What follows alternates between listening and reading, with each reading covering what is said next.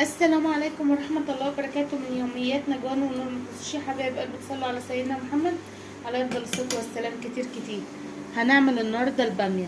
شكل البامية بعد ما قطعناها اهي اهي، دي بتتباع في السوق يا بنات، واحسن حاجة تجيبوا الطرية اللي زي دي.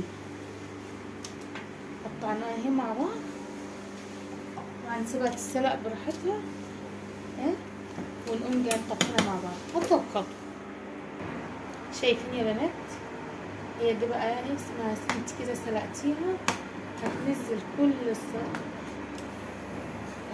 كل ده اللي فيها، وبعدين هنغسلها ونطبخها بطريقه جميله وسهله.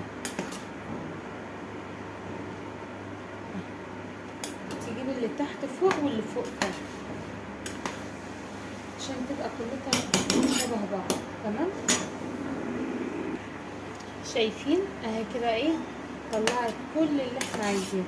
هغسلها ويلا بينا بقى. انا محتاجاكم كده بس طفي. يلا شايفين افتحي اول حاجه الميه الساقعه عشان ايه،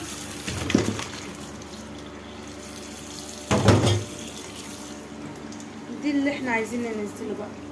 شايفينه ده لازم تغسلها حلو.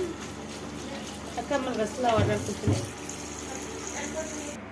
بصوا بقى يا بنات حلوين. تمام اهي، ادي الحله اللي احنا هنطبخ فيها. تعرف نظافه الباميه لو ما فيش حاجه بتنزل منك هنا كتير منها اهي اهي، تعرفي كده ان انت الباميه مغسوله حلو ومسلوقه حلو. هتجيبي بصله كده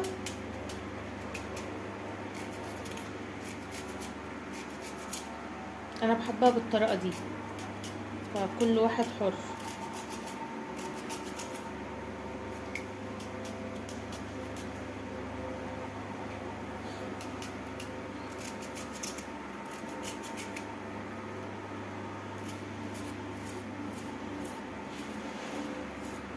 بس البصله بتوديها في مكان تاني بصراحه والله. انتش عارفه انت بتاكلي باميه ولا بتاكلي ايه بالظبط.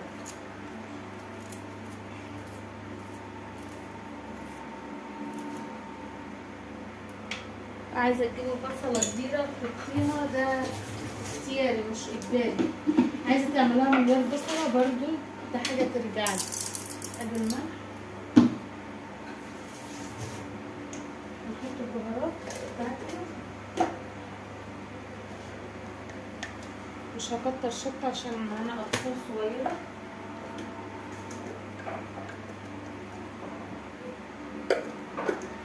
حط البهارات المتوفره عندك، ما يعني اي بهارات عندك، وفلفل اسود، وهنحط كمون، وعامله طماطم جديده.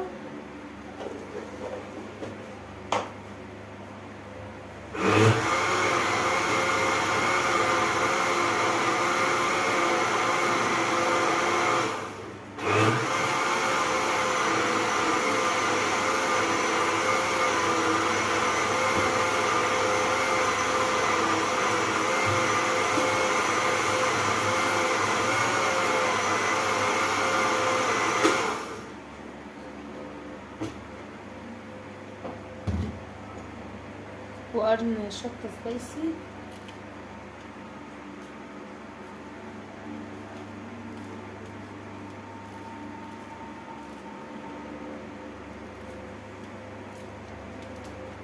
شايفين؟ وقبل ما تيجي تشيلها بقى من على البوتاجاز نهائي بعد ما اتطبخت، تعمل لها فستق.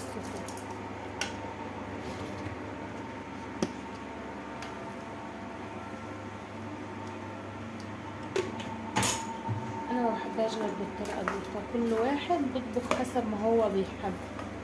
ما انتش عايزه تعملها بالبصله زي ما انا عاملاها وتلوحيها عادي. انا شايفه كده ان هي احسن طريقه. اهي يا بنات معلقه توم حلوه اهي حطيتها، واسيبها بقى تتطبخ مع نفسها وتاخد الريحه.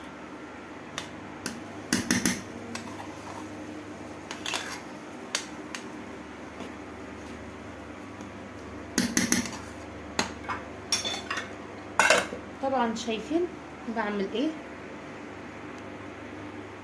قلبي ده البرنجان اللي انا بعشقه. طبعا شايفين الطريقه ومنزلاها معاكم على القناه.